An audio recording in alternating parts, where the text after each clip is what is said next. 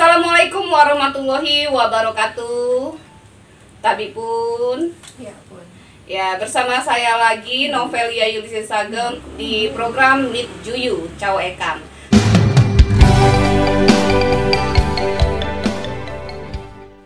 Kali ini kita sudah berada di kediaman Bang Ical, ditemani oleh Mbak Ririn dari YPKI Lampung, cabang Lampung. Di sini kita akan coba ngobrol-ngobrol santai dengan Bang Ical yang hari ini beliau mendapatkan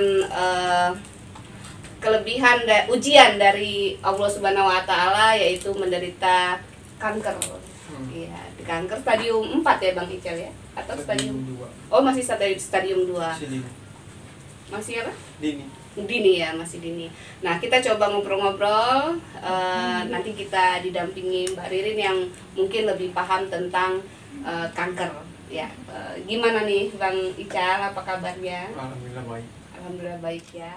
Saya senang, bangga sekali karena beberapa waktu yang lalu saya melihat Mas Ical itu yang seperti itulah. Tapi sekarang ternyata kelihatan segar, Lebih segar ya. Meskipun ketika saya telepon, di mana Mas Ical? Saya lagi di rumah Bu. Besok saya telepon, sudah di rumah sakit. Begitu saya telepon lagi, sudah pulang belum? Sudah Bu.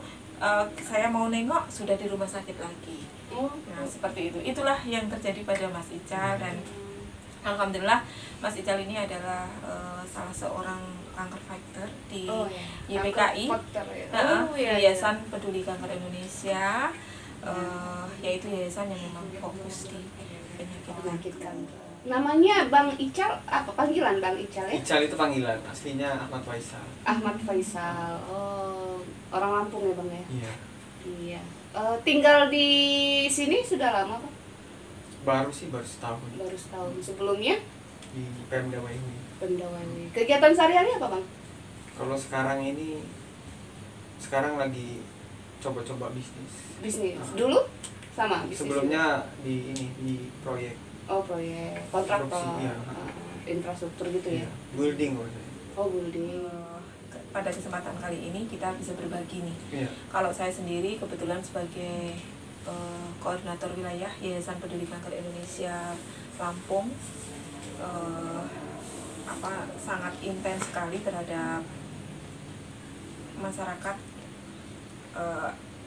terutama jangan sampai terkena kanker lah. Kalaupun yang terkena kanker itu pun YPKI memberikan pendampingan, ya, memberikan pendampingan. Nah, Mas Ical, kita mungkin saat ini kita bisa berbagi. Selama ini apa sih yang dirasakan oleh Mas Ical sehingga kemudian Mas Ical memeriksakan ke rumah sakit dan kemudian divonis oleh dokter bahwa Mas Ical itu menderita kanker nasofaring. Monggo, mungkin bisa diceritakan sehingga nanti bisa memberikan pemahaman kepada masyarakat bahwa kita memang harus berhati-hati sekali gitu, terhadap apa yang disebut dengan sel kanker itu. Kalau dulu itu sih sebelum tahu ya sakit cancer waktu itu masih kerja di di Bekasi. Itu udah mulai sakit-sakitan. Tahun berapa itu Bang? 2019 awal. 2019 awal yang dirasain di badan waktu itu sering kayak masuk angin, pegel-pegel gitu. Udah itu pas lagi tidur tengah malam tiba-tiba kuping kiri bunyi Dengung. kletuk gitu. Oh, kletuk. Dia Berdengung atau kayak nutup. seperti jatuh gitu? Nutup, Oh, agak budek gitu. Oh, Dikira kenapa kan, apa kemasukan serangga atau ya Air, ya ya. makin lama kok nggak hilang gitu kan. Habis itu nggak lama kemudian, beberapa hari kemudian mulai muncul benjolan di leher sebelah kiri gitu. Cuman waktu itu masih sama-sama, kadang ada kadang nggak. Udah itu mulai sakit, demam. Sempat juga dirawat di sana di Bekasi, di rumah sakit di Bekasi waktu itu. Cuman dulu waktu itu diagnosanya bukan cancer atau tumor, karena waktu itu masih samar-samar itu kan tumornya, cuman radang biasa gitu. Jadi ya saya terusin aja kerja kan. Lama kelamaan kok ngerasa badan makin sakit-sakit gitu Pak. Sakit kayak di pinggang, di perut, di paha, mulai banyak keluhan dari badan. Akhirnya mulai berani kan, karena kebetulan punya riwayat gen juga dari almarhum ayah juga cancer. Jadi papanya cancer ada ya? gen ya ininya. Karena muncul mulai membesar tumornya, akhirnya mulai berani buat berobat di Lampung waktu itu pulang, karena waktu itu lagi liburan. Berobat di salah satu rumah sakit di sini di Lampung, biopsi. Jadi dokter waktu itu pas saya ketemu dengan dokter bedah, dokter waktu itu nyaranin untuk biopsi FNAB. Ya hasil patologi anatomi waktu itu yang pertama kali itu bukan cancer, TB kelenjar. TB kelenjar. Jadi waktu itu dokter cuma ngasih obat paket 6 bulan OAT, obat anti TBC. Saya minumin itu obat, tapi saya sambil kerja juga, tetap kerja, lanjut kerja waktu itu di sana. Selang 5 bulan waktu itu saya minum obat itu, nggak ada perkembangan membaik untuk ke badan saya sendiri. Akhirnya mulai gelisah kan, kenapa ini malah makin nggak baik di badan. Akhirnya coba referensi lain, berobat ke dokter yang lain. Akhirnya waktu itu dokter mutusin waktu itu ke dokter yang beda waktu itu untuk open biopsi. Open biopsi itu jadi ada pembedahan di leher saya sebelah kiri, cuma diambil sampel sedikit untuk dicek di lab lebih lanjut. 1 minggu kemudian patologi anatomi yang kedua mulai keluar. Waktu itu yang keluar itu pundif diatet karsinoma, atau ya bisa dibilang tumor ganas ya, sama dengan kanker gitu. Akhirnya dari dokter bedah itu merujuk saya ke dokter onkologi, spesialis onkologi. Saya ketemu dengan dokter spesialis onkologi waktu itu, disuruh waktu itu CT scan kontras. Habis itu disuruh langsung sinar.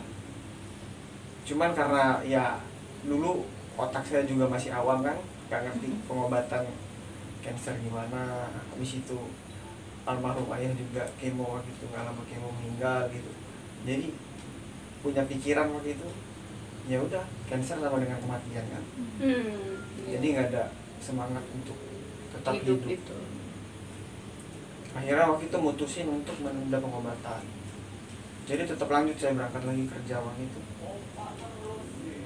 Selang 3 bulan dari saya itu makin parah, kerasa lebih di perut, kram, sakit, keras kayak batu perut itu sering.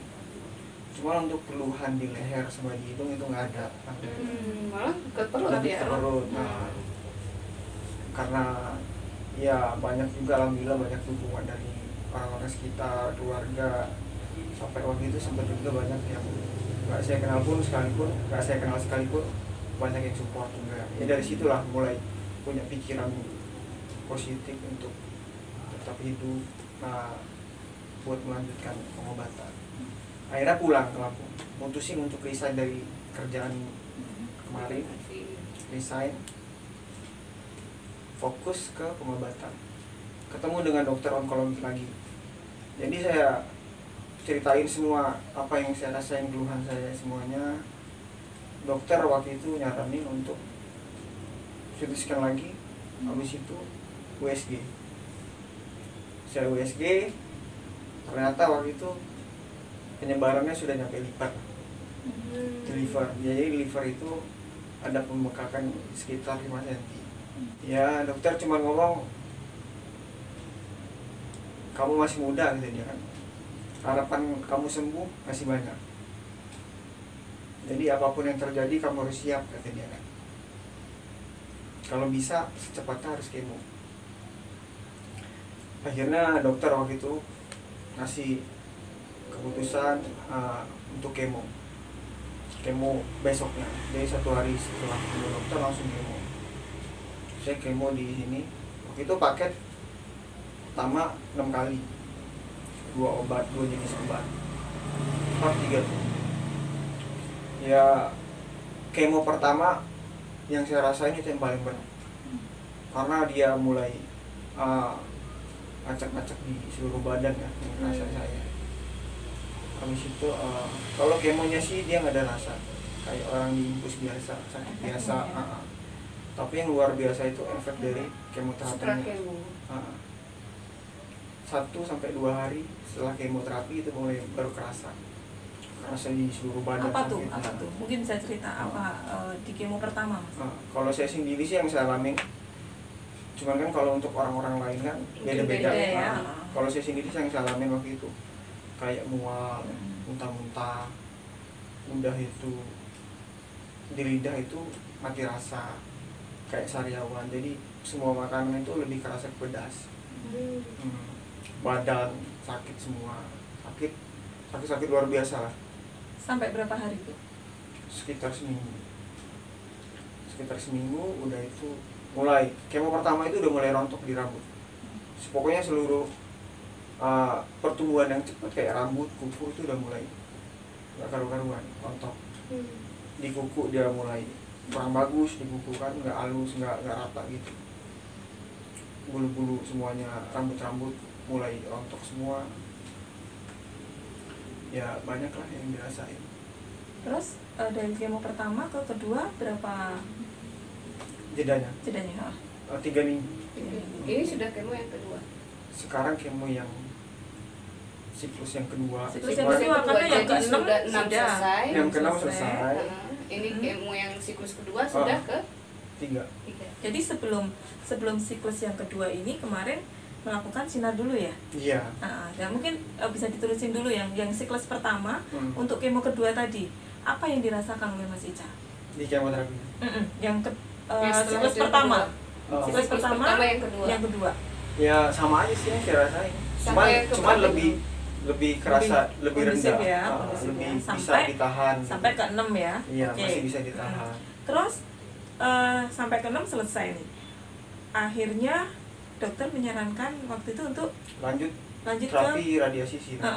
Radiasi sinar. Itu baru bulan November kalau nggak salah ya. Iya, kurang lebih Desember mulai. Desember ya, mulai Desember. Nah, waktu itu kan dijadwalkan sinar berapa kali tuh? 33 kali untuk kasus nasofaring 33 kali. 33 kali. Langsung kenapa kok di-cut? Ya. Banyak yang dirasa sih efek samping dari radiasi di raga. Karena kebetulan untuk saya sendiri kan di nasofaring dekat objek-objek vital seperti otak, lidah, mata, tenggorokan. Jadi untuk efek yang saya rasain itu lebih besar dari pejuang-pejuang yang lainnya, seperti kanker payudara itu beda. Itu apa yang dirasa? Mungkin seputar mata atau kepala itu apa yang dirasa saat kemo itu? Kalau sampai radiasi ya, untuk radiasi. Untuk yang dirasa di radiasi, kalau untuk radiasi sendiri, proses radiasinya itu nggak ada rasa. Seperti kita kayak ronsen biasa, nggak ada rasa sama sekali. Cuman karena menerus tiap hari dilakuin. Setiap hari. Sampai berapa kali tuh, Mas? Saya sekarang saya lakuin itu 21 kali. 21 kali. Padahal targetnya 33 ya. 33 setiap hari itu. Setiap hari. Jadi 21 hari itu terus setiap hari dia diajar radiasi setiap hari. Jadi apa yang dirasa mata kepala itu saat setelah radiasi? Banyak sih. Mata itu kabur atau panas? Enggak. Kalau yang saya rasain itu mual, tapi nggak muntah, nggak tiba muntah, masih bisa ditahan mualnya. Udah itu sakit kepala yang mungkin berlebih ya, lebih dari vertigo mungkin ya, lebih kerasa sering sakit kepala. Udah itu di kulit kebakar seperti orang kebakar itu, kayak di leher saya, di leher orang sariawan pedes itu ya, kebakar hitam waktu itu di sini. Udah itu di lidah mati rasa, jadi semua makanan nggak ada yang bisa dirasa, susah menelan, nggak bisa menelan. Habis itu mangap pun saya cuma bisa 1 jari. Saya nggak makan nasi selama 1 bulan. saat terapi radiasi karena efeknya yang lumayan nyiksa diri juga ya. Lebih kerasa semua makanan itu pedas. Jadi memutuskan untuk menghentikan ke 22 itu 21. Karena ya dari 21 berhenti ya. Itu dari dokter atau dari Mas Ica? Dari dokter. Karena dokter waktu itu melihat kondisi saya nggak bagus ya, ya kalau saya sendiri sih masih mau saya hajar terus. Cuman dokter itu waktu itu semangatnya luar biasa, jadi dia mau tapi justru dokter luar biasa waktu itu udah kamu jangan sok kuat kata dia. Kalau kamu nggak kuat ngomong nggak kuat kata dia. Kan apa sekarang mungkin dokternya mengatakan apa kalau misalnya dilanjut bakal apa itu enggak? Semuanya yang kamu lakuin kalau seumpamanya badan kamu nggak kuat bakalan sia-sia. Karena nutrisi untuk badan kamu nggak ada. Oh iya, nutrisi timbangan ya, jadi ada pertimbangan. Fondasi di badan kamu nggak ada karena kamu nggak makan. Cuma bisa minum. Karena yang saya rasain nelan ludah pun sendiri, nelan ludah sendiri aja sakit. Makanya saya nggak bisa makan. Saya cuma makan buah sama susu. Akhirnya dokter memutuskan untuk dikemo kembali. Iya. Ya kan? Nah, harusnya nih misalnya jadwal radiasi nih hari Jumat nih. Terus hari Jumat tidak jadi radiasi yang ke-22 nih ya. Terus saat itu langsung dikemo atau harus nunggu lagi?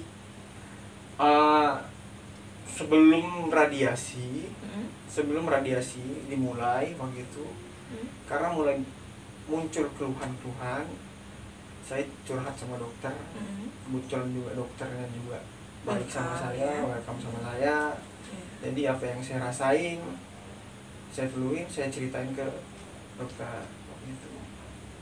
Jadi dokter waktu itu ngomong sama saya, kamu saya kemoterapi lagi mau asal kata dia.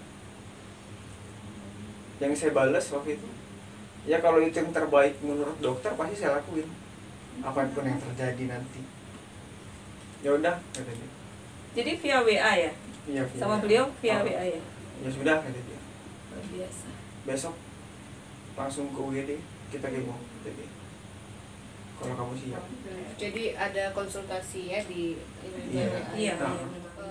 Mungkin flashback ke belakang. Itu 2019 ya. Sebelumnya pola hidupnya seperti apa? Mungkin keturunan oke ya. Mungkin pola hidup dulu apa ada gambaran dari dokter misalnya dulunya seperti apa sehingga kok bisa gitu loh kena cancer. Kalau cerita dari dokter, faktor kita kena cancer itu banyak. Bisa dari lifestyle, bisa dari faktor gen. Cuman yang untuk mastiin pasti kenapa kita bisa kena ini, nggak ada yang bisa mastiin secara pasti. Kemungkinan saja cuma bisa. Yang saya sadarin, saya rasain, lifestyle saya juga dulu kurang bagus. Saya perokok. Sekarang total berhenti? Iya, perokok. Lumayan berat waktu itu perokok. Saya satu hari bisa 2 bungkus perokok.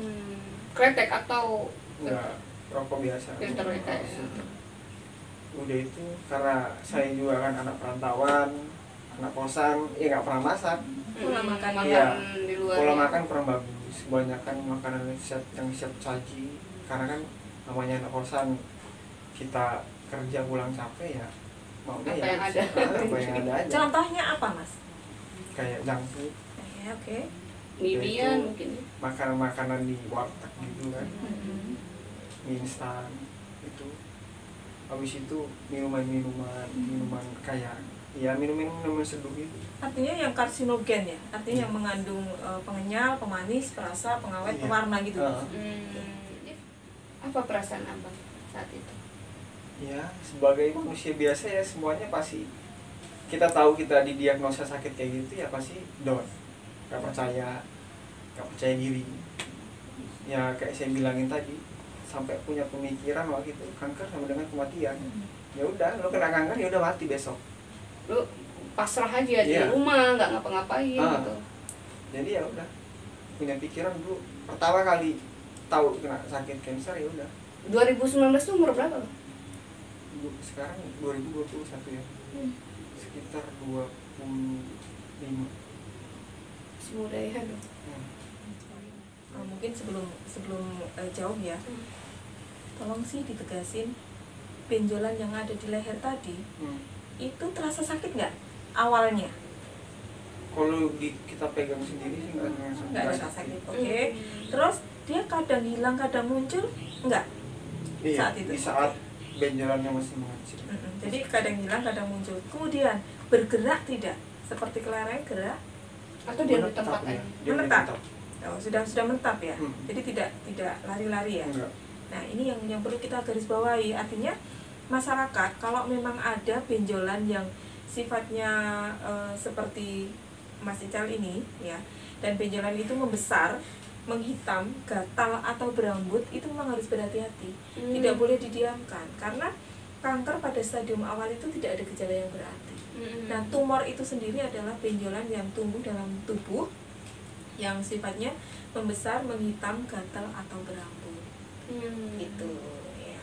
Sementara karena kanker itu pada stadium awal tidak ada gejala yang berarti, masyarakat suka menyepelekan. Ya, ini yang terjadi ya, suka menyepelekan. Pola makannya dibilang tolong dong makannya yang sehat. Dia juga tidak pernah mau menghiraukan karena ya itu tadilah karena gimana mau ngomongnya ya Mas ya? Belum merasakan. Iya, jadi karena tidak berasa. Bang Ical ini kan menetap benjol, tapi ada nggak yang kanker yang memang kadang hilang, kadang nggak itu, Iya. atau dia bisa bergeser? Itu ciri-ciri kelenjar getah bening. Oh, getah bening itu sama ya? Nasofaring itu beda? Oh beda. Nasofaring dia di hidung, kalau saya sendiri di dalam hidung.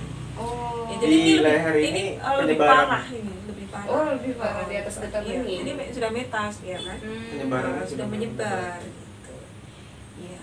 Kalau saya sendiri itu untuk induk tumornya sendiri, kalau kata dokter diagnosanya waktu itu di dalam hidung.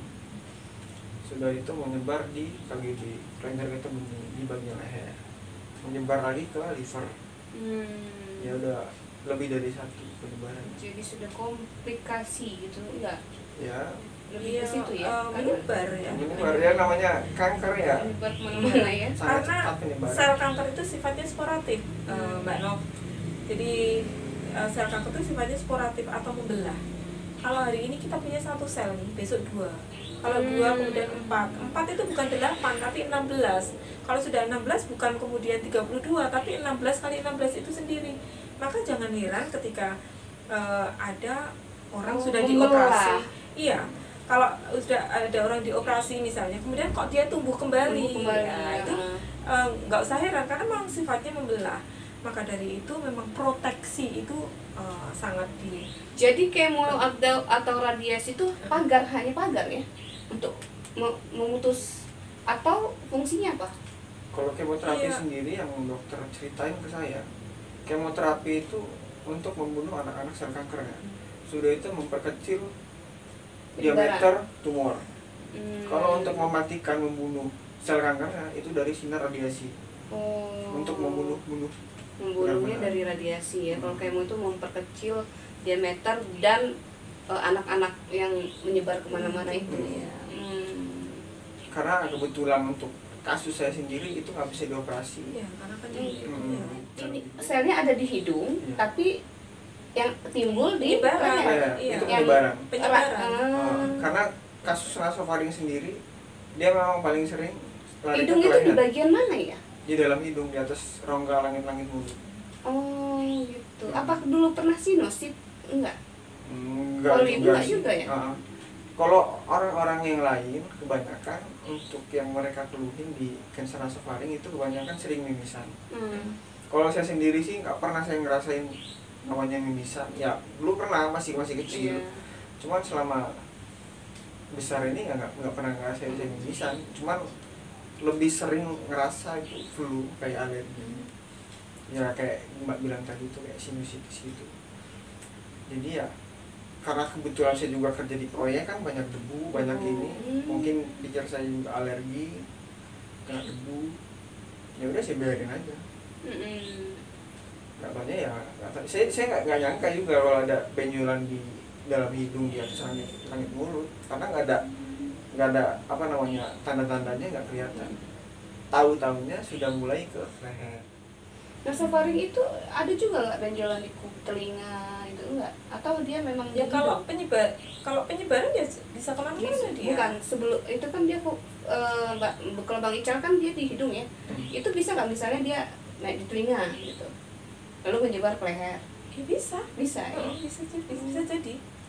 Jadi bukan ini ya, bukan hanya karena hidung, ini dari sinus, polip, debu atau apa itu dari sini, terus akhirnya kena sel kankernya di hidung, kenapa nggak di mana gitu? Sebetulnya saya bingung kenapa dia milih di hidung gitu loh. Sebetulnya kanker itu sama.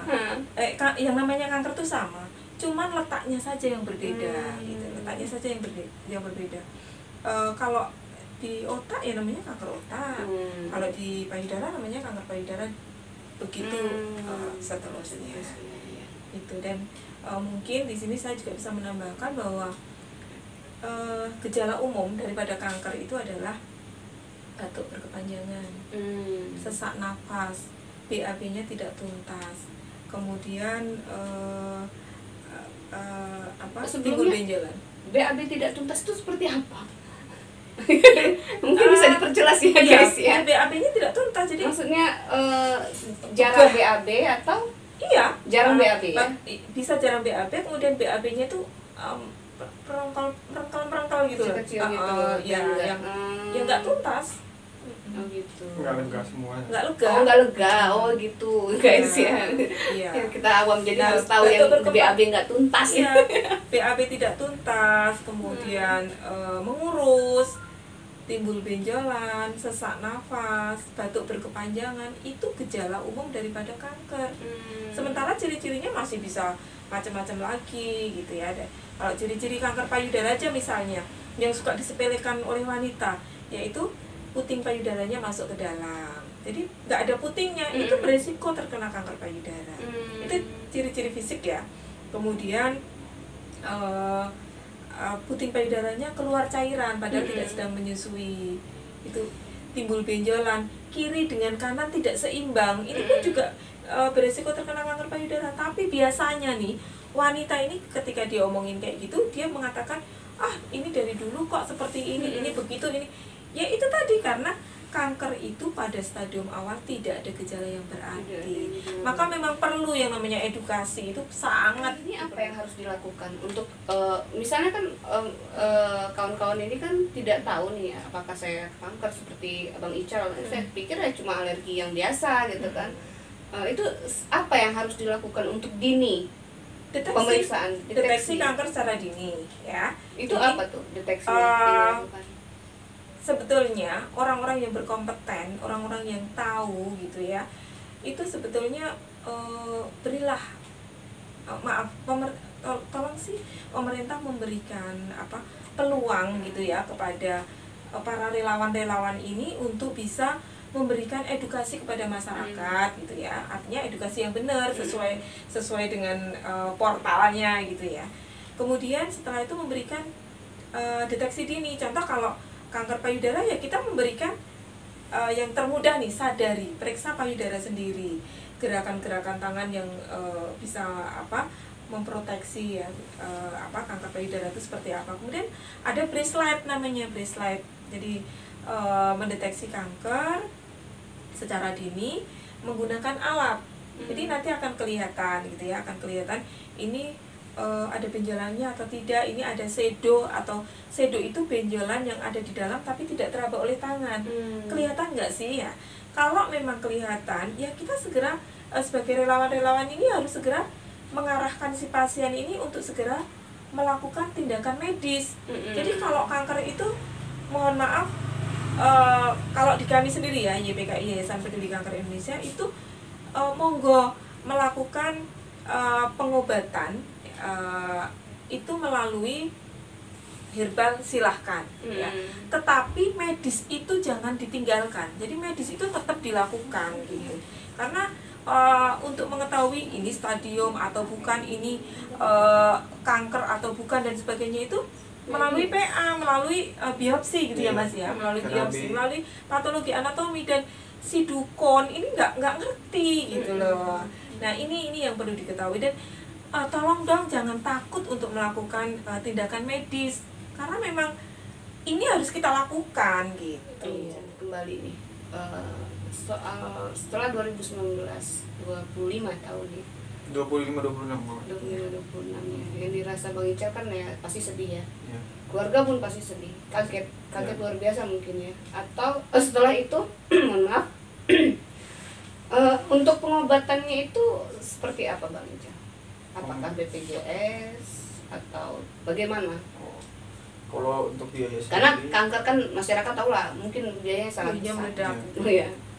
kalau pengobatan sendiri saya pakai BPJS. Cuman kalau untuk sakit kanker, kebanyakan untuk obat rawat jalan yang pure obat, bukan obat anti nyeri, itu kebanyakan tidak di cover BPJS. Jadi pribadi Tinggi ya. kan lumayan. Di yang biasanya kalau nggak nggak di cover BPJS itu biayanya agak melonjak dikit, tapi kalau di bawah pasti biasanya sih gitu ya. Makanya jangan sampai terkena kanker kan, Iya, harus melakukan benar. deteksi dini. Deteksi dini itu aja. Pakai BPJS juga ya kerasa juga. Kerasa juga bantuan-bantuan yang sudah abang Terima ya. terima. Alhamdulillah sih, selama saya sakit ini banyak benar yang ngebantu Pribadi atau lembaga? dari platform.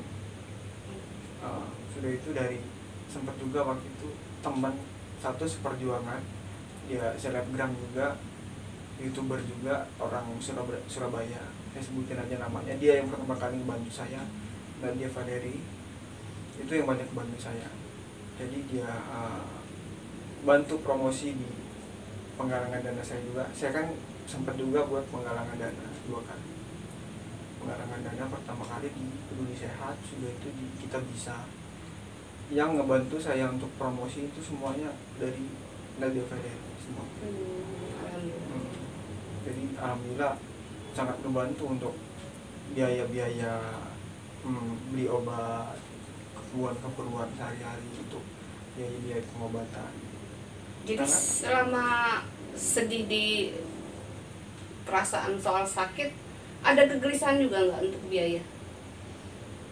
kalau dulu ya sempet, karena ya saya udah nggak kerja lagi kan, kebetulan saya juga kan tulang punggung keluarga, saya nggak kerja lagi, ya mau cari duit dari mana, sakit ya. Kalau saya sih maunya nyari duit, kerja nyari Susah duit. dulu mungkin berat kali ya. Ya, nah, saya juga salah satu saya buat mutusin waktu itu untuk nggak ngelanjutin pengobatan, menunda ya waktu itu, ya karena itu juga. Iya. Ya, kalau saya nggak kerja siapa yang masih? Sekarang masih tulang punggung. Ya masih. Nah, masih tulang punggung itu apa yang menyebabkan Bang Ical hari ini tetap kuat survive gitu loh?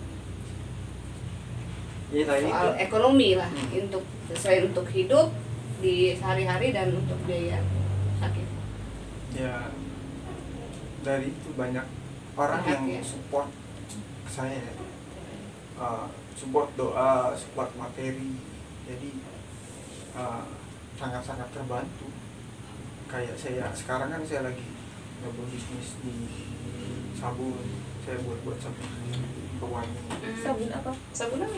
sabun cuci piring, udah itu deterjen cair, laundry gitu.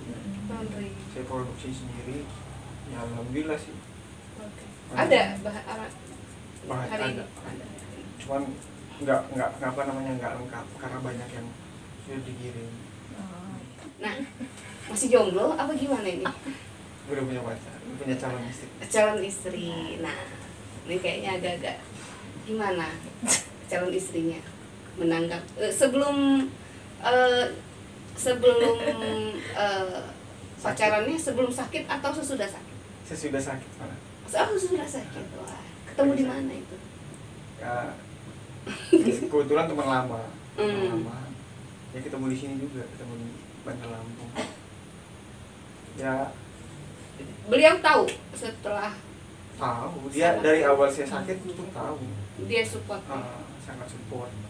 Ya sering dia ngurusin saya di rumah sakit. Alhamdulillah ya. Jadi untuk para jomblo di sana, kalian masih beruntung karena hidup itu memang nggak sempurna. Kita diberi cobaan ya, untung ada kasih sayang juga. Siapa namanya itu? Ulia Sari. Mbak Yulia. Orang Lampung, orang Kalau sukunya Lampung. maksudnya. Ada kisah sedih nggak Bang? Apa? Ya mungkin yang bisa kalau kadang-kadang ya bukan hanya ya apa yang dibilang dengan Bang Ical itu, ketika kita menderita kanker maka yang di pikiran kita adalah kematian.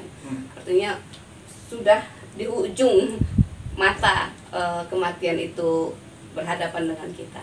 Nah di luar sana kadang-kadang jangankan yang menderita penyakit ya, yang patah hati aja kadang-kadang bunuh diri. Itu apa pernah ngerasain begitu hebatnya gejolak depresi itu? Iya, depresi ya di awal-awal saya tahu diagnosa itu. Cuma lambat laun. Berapa lama itu? Ada setahunan? Enggak.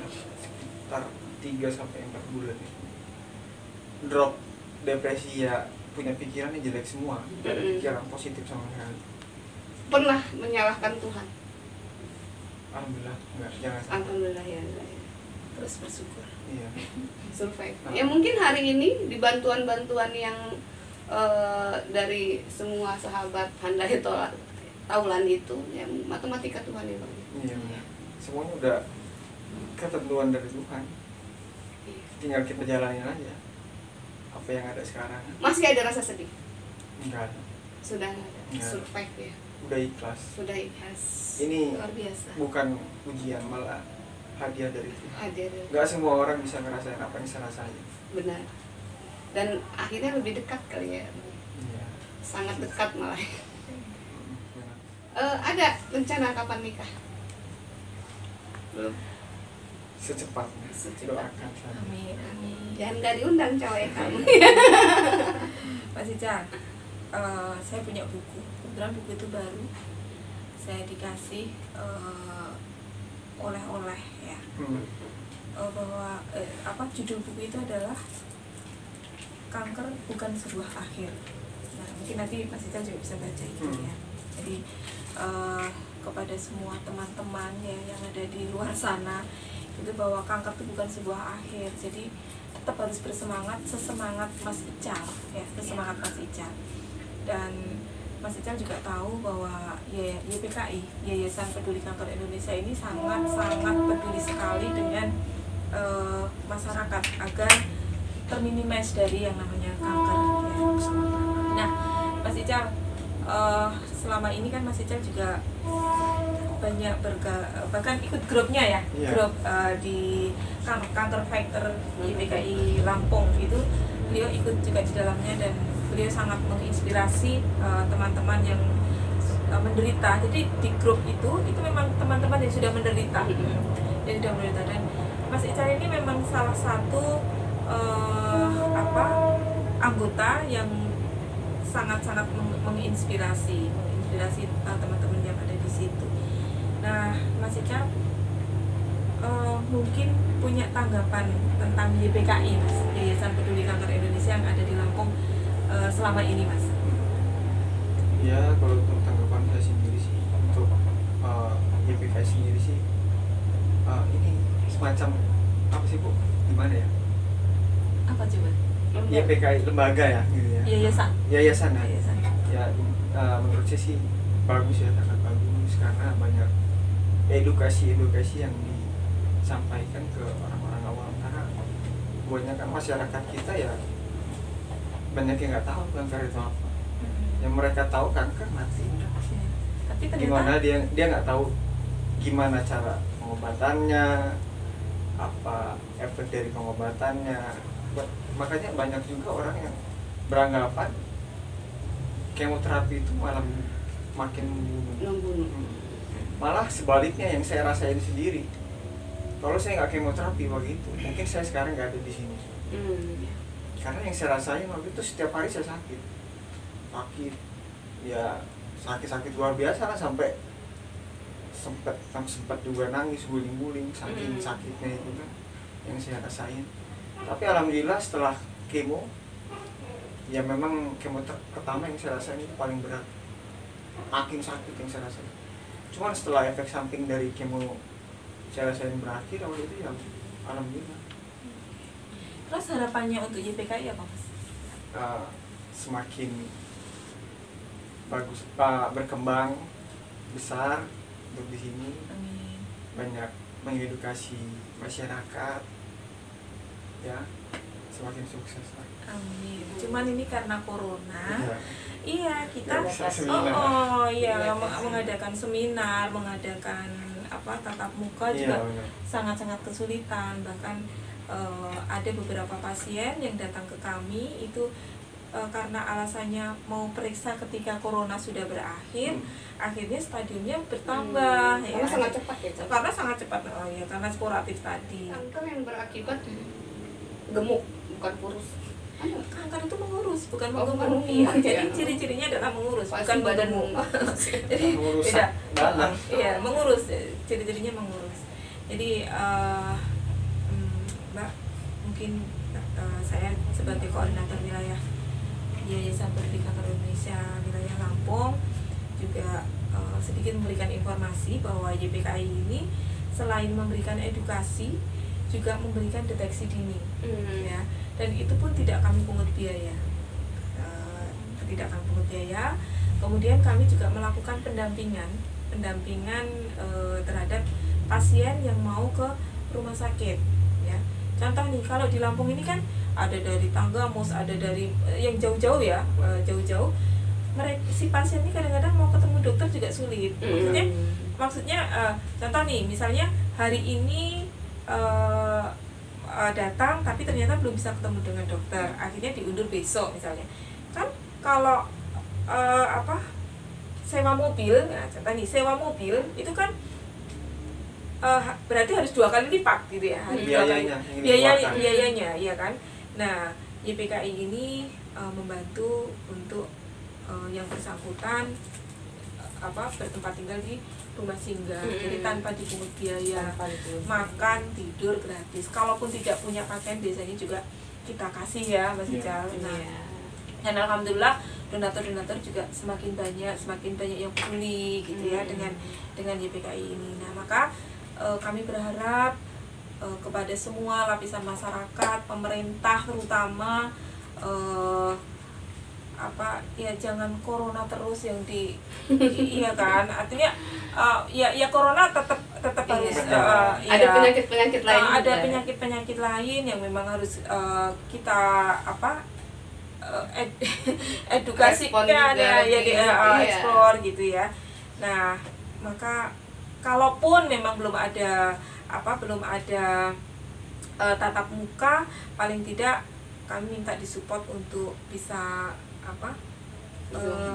Zoom ya, meeting dan sebagainya gitu, karena kami tetap mengedepankan medis ya, medis itu tetap yang utama karena yang gitu. Terbukti saat ini ya medis. Iya, medis itu yang utama, dan kami tetap berharap masyarakat tetap mau melakukan deteksi dini, kemudian mau melakukan proteksi ya Mas ya. Proteksi. Kalaupun ada gejala-gejala, jangan sungkan-sungkan untuk konsultasi, untuk minta pendampingan dari kami, dan itu pun tidak kami pungut biaya ya Mas ya. Selama ini tidak. Dan Mas Ical sendiri mungkin merasa selama ini kami kan selalu paling tidak itu bertanya ya, kalau bahasa Jawanya ngaruhke gitu ya, ngaruhke perkembangannya begini begitu, dan termasuk dengan dokter sendiri, dokter yang menangani kami juga selalu intens konsultasi, iya itu ya Mas Ical ya. Ya, jadi kami mohon supportnya untuk Yayasan Peduli Kanker Indonesia untuk selalu bisa mendampingi masyarakat, bisa berbuat baik untuk masyarakat, terutama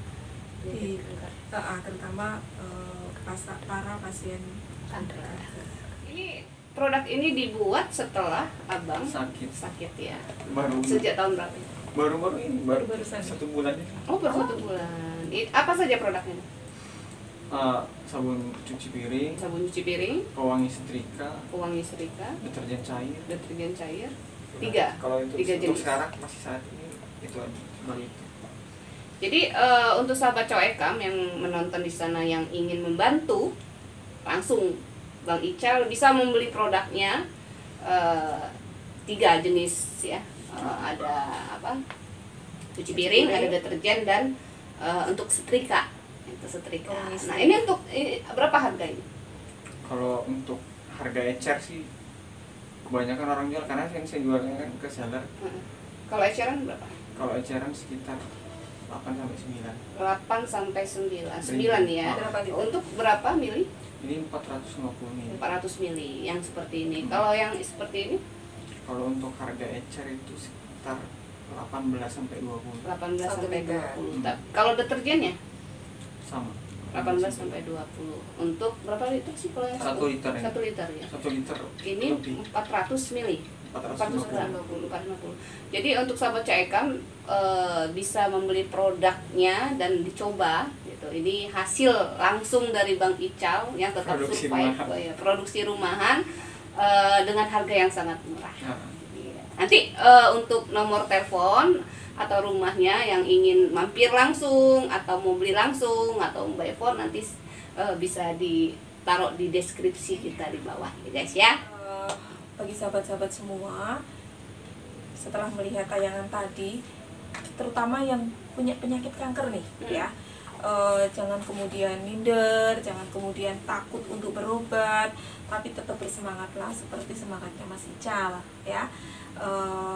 Ingat bahwa kanker bukan sebuah akhir, jadi justru harus tetap bersemangat, yakin bahwa kalian pasti bisa. Dan bagi sahabat-sahabat yang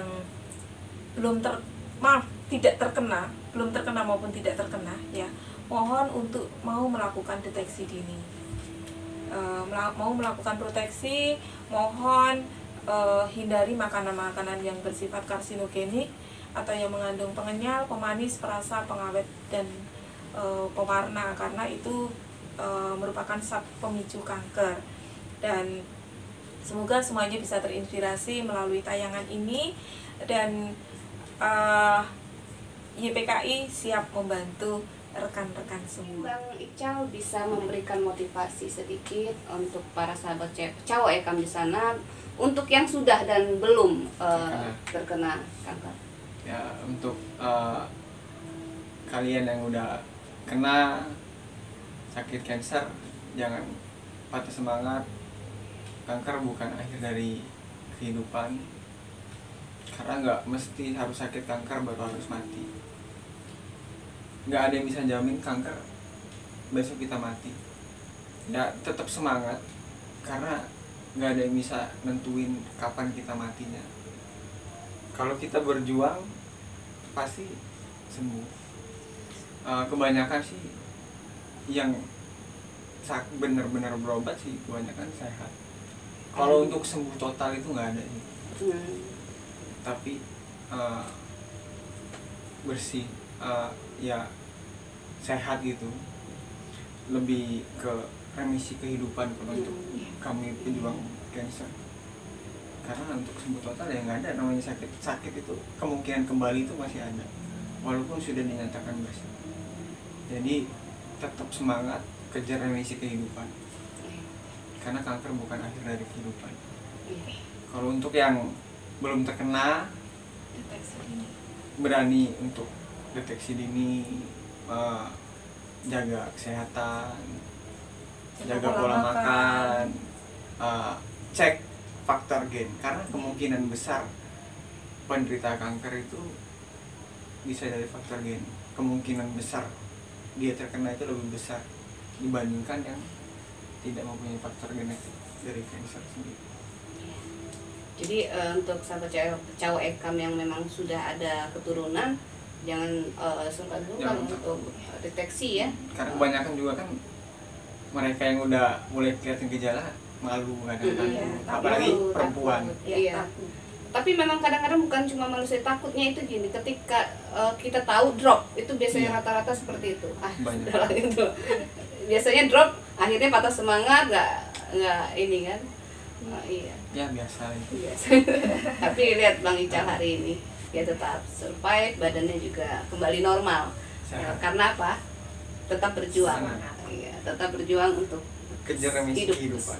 Apa itu tadi? Remisi kehidupan. Remisi kehidupan.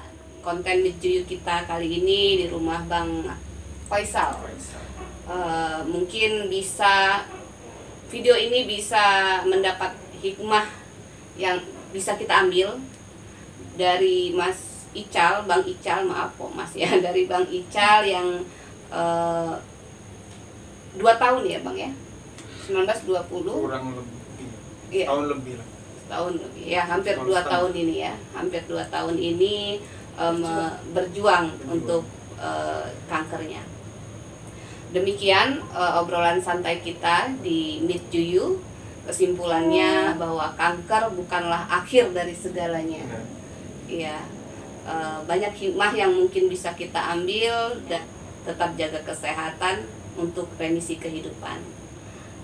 Ini adalah ujian untuk kita lebih dekat kepada Allah Subhanahu wa Ta'ala. Terima kasih Bang Ical, Mbak Ririn udah mendampingi kita, Cawekam. Semoga usahanya lancar, maju, sukses, cepet nikah. Ya, 26 loh. Sekarang 28 ya? 27. Oh, 27 udah siap. 28. Ya, sudah siap, sudah ada usaha lagi kan? Kapan lagi Mbak Yuli? Ya kan? Aulia. Aulia, ya. Salam dari sahabat Cawekam. Yang pastinya apapun yang dilakukan Bang Ical dan Mbak Ririn mendapatkan berkah dari Allah Subhanahu wa Ta'ala. Saya Novelia Yulisin Sanggem bersama Mbak Ririn dan Bang Ical pamit undur diri. Wassalamualaikum warahmatullahi wabarakatuh. Waalaikumsalam.